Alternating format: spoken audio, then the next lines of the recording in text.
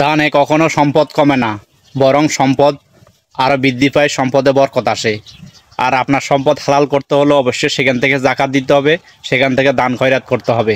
দান খয়রাত না করলে সম্পদের জাকাত আদায় হয় না।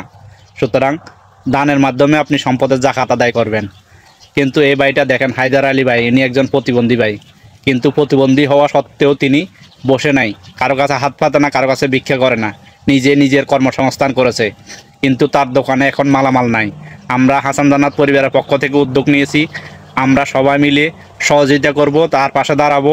যে যতটুকু সামর্থ্য অনুযায়ী তাকে কিছু টাকা দিয়ে মালামাল তুলে দেওয়ার ব্যবস্থা করতেছে হাসান জান্নাত পরিবারের পক্ষ থেকে। এবং হায়দার আলী ভাইয়ের 10কে ফলোয়ার উপলক্ষে একটা বিশাল সেলিব্রেশনের আয়োজন করা হয়েছে 23 তারিখে। উক্ত সেলিব্রেশনে আপনারা সবাই আমন্ত্রিত। এবং এই প্রতিবন্ধী ভাইটার জন্য আপনারা যে যতটুকু পারেন সহযোগিতা করবেন। নিচে একটা বিকাশ নাম্বার দেওয়া হবে, ওই বিকাশ নাম্বারটা হচ্ছে আমাদের হাসান জান্নাত পরিবারের অ্যাডমিন নাহারাপুর বিকাশ নাম্বার।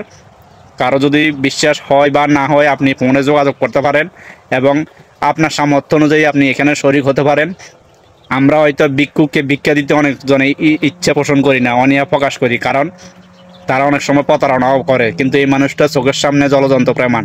প্রতিবন্ধী হওয়া সত্ত্বেও সে তার কর্মসংস্থান, রিজিকের ব্যবস্থা নিজেই করতেছে, নিজে একটা কর্মের মধ্যে লেগে আছে। তাকে অবশ্যই আমরা ভিক্ষার থলি না ধরিয়ে দিয়ে তাকে একটা কর্মসংস্থান, যে কর্মসংস্থানটা সে করতেছে সেই কর্মসংস্থানটাতে আমরা আরও বেশি সহযোগিতা করে তাকে তার কর্মসংস্থানে ধরে রাখার মতো সহযোগিতা এবং পুঁজি এবং মালামালের ব্যবস্থা করতেছি ইনশাল্লাহ।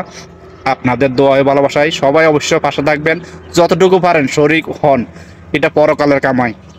দুনিয়াতে টাকা পয়সা নিয়ে কেউ কবরে যাইতে পারে না, ধন সম্পদ নিয়ে কবরে যাইতে পারে না।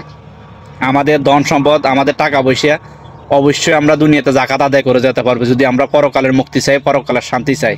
এই প্রতিবন্ধী ভাইটার পাশে আপনার সামর্থ্য অনুযায়ী অবশ্যই দাঁড়াবেন, যতটুকু পারেন আপনার সামর্থ্য অনুযায়ী। আপনার কাছে কোনো প্রেশার দেওয়া হচ্ছে না, আপনি এত দেন এত দেন। আমাদের হাসান জান্নাত পরিবারের পক্ষ থেকে যতজন আমরা গ্রুপের সদস্য আছি, অবশ্যই আমরা সবাই যথেষ্ট পরিমাণ সহযোগিতা করব।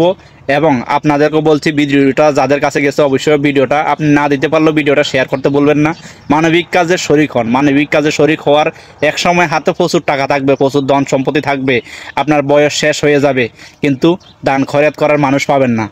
দান খরচ করার মানুষ পাবেন না, সুযোগ পাবেন না, সময় পাবেন না। অর্থ থাকলেও অনেক সময় সময় হয় না, মানুষের ব্যস্ততা বেড়ে যায়। মানুষের যত ধন সম্পদ বেশি হয়, মানুষের ঘুম হারাম হয়ে যায়, মানুষের ব্যস্ততা বেড়ে যায়। সুতরাং অবশ্যই ভিডিওটা শেয়ার করবেন এবং আপনার সামর্থ্য অনুযায়ী আপনি শরিক হওয়ার চেষ্টা করবেন।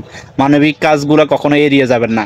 কখন কোন উসিলে কার উসিলে আপনি বড় বড় বিপদ, বড় বড় রোগ, বলা মুসিবত থেকে মুক্তি পেয়ে যান, সেটা একমাত্র আল্লাহই ভালো জানে। কারণ দান খয়রাত করলে বলা মুসিবত কমে যায়। সুতরাং ভিডিওটা শেয়ার করবেন।